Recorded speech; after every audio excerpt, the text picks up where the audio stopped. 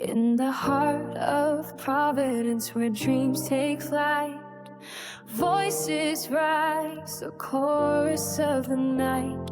We gather around with hearts full of hope to build a future where we all can grow. Let's listen deep to each other's plea, finding common ground. We'll never be free without understanding. Our voices fade. Together we can change what we've been made. Show the talk in the right direction. Guide the path with kindness and clarity. With every word, let's make a better nation. Let's build bridges, not just walls of division.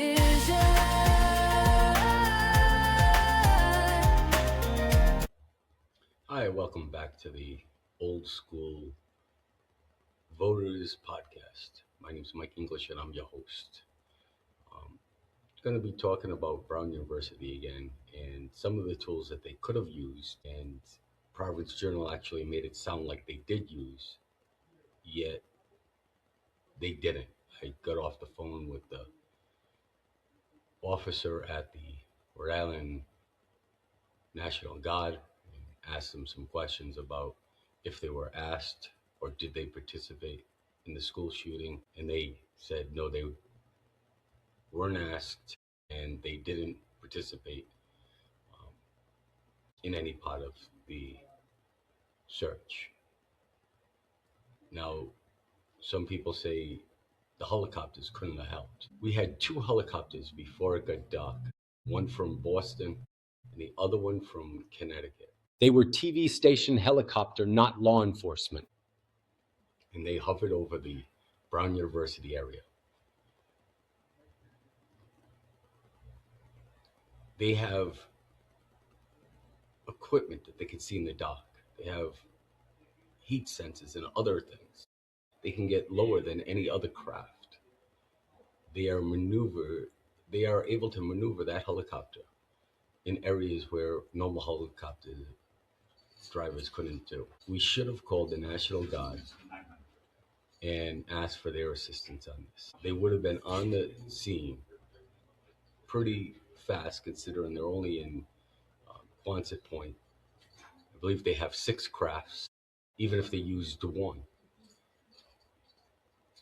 We could have been able to look at the backyards faster, where the Providence police officers weren't able to get out of their car constantly. They were relatively hoping that someone in the community had called them. But how would they call them if they didn't know that a person was on the loose after a school shooting if we didn't give them an alert? So where the mayor sits there and says, we didn't give an alert because we didn't want to hurt any kids, but Brown did.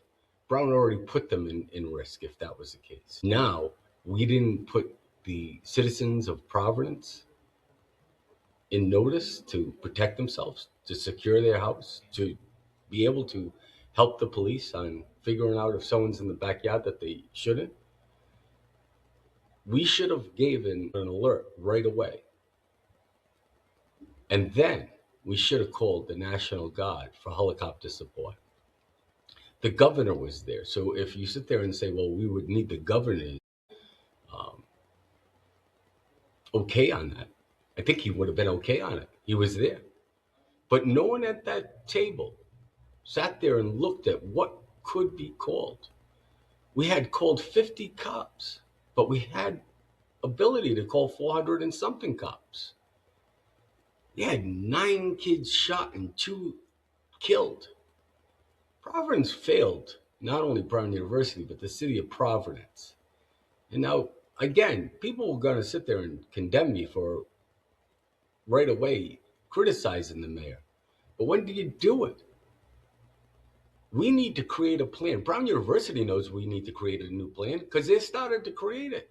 They fired people, put new people in. And that person even says that he's outlining a plan in case this ever happens again. both the protocol of protecting the students prior to a shooting, and if a shooting, God forbid, ever happens again, what to do thereon after. Now, we also got to remember Brown University is not the police department. The police were fully responsible and the only ones to be responsible. It was like going to a domestic assault. The husband doesn't get the right, the wife doesn't get the right, or the kid doesn't get the right to dictate what the cop's got to do. The Providence cop had full control over that scene. And as far as the FBI, we're a sanctuary city. We're a city that created friction between the FBI and the federal government. And we wonder why that they're not communicating very well. But at the same time, I wasn't that impressed about the FBI as well. Because the FBI was walking on top of the grass, pushing any evidence, possible evidence, right in. They should have had a better system, something like a drone, to fly over only a couple inches to actually figure out what materials might be on top of that snow or leaves or whatever was out there. We waited days later. I think the snow came after it, like 2 or 3 days later. So by the time they were looking, it was already covered. So now they're kicking it. I never seen anything like it. There was a lot of failures from A to Z, and we need to recap what happened that day and figure out what we did wrong, improve it, and make sure we do drills so it never happens again. I don't care if the mayor got it wrong. The question is he a leader to where he actually acknowledges it, doesn't take any victory laps, and actually changes the system to make sure that the kids are safe?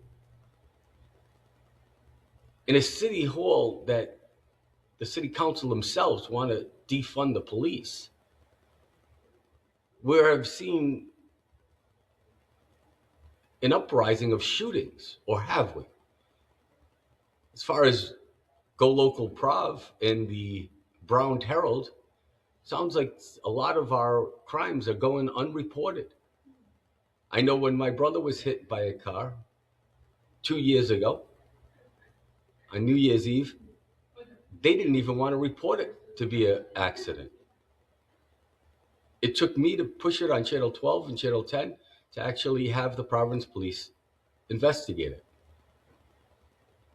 My brother had surgeries 2 times a day for 8 days straight before he died. The person that hit him is still not convicted. And when she was being charged, she was let out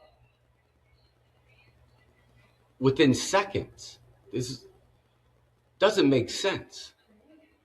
And what I hear is she's only going to get 2.5 years for a hit and run. And that's just not right. Providence Police should be a police department run on laws. Our Providence chief should not follow the woke world or any other world. He should be a police officer, enforce the laws, and let the courts figure it out. City Hall needs to create a Providence safety commissioner so they don't have to get involved. And again, if I'm Providence mayor, if I'm elected, I will refuse police detail for the majority part. I mean, there might be an occasion or two for diplomatic reasons or heightened security reasons, but for the most part, I will refuse any police detail. I could drive myself home and I could drive myself to work.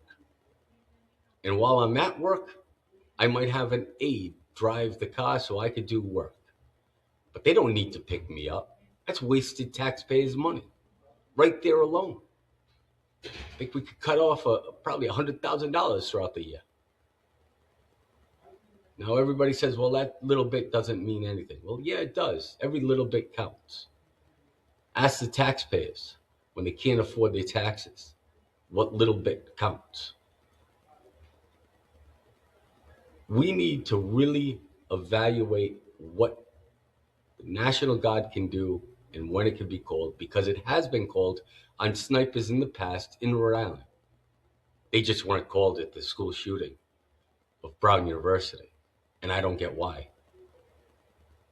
Providence needs new leadership. Providence needs new guidance, and Providence needs to let the Providence police be police and not worry about what political change of atmosphere is around the world.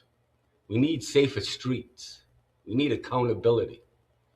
We need mayors with transparency. We need a plan in case this ever happens again. Thank you for joining me. My name is Mike English, and this was the Old School Voters Podcast. Till next time, thank you.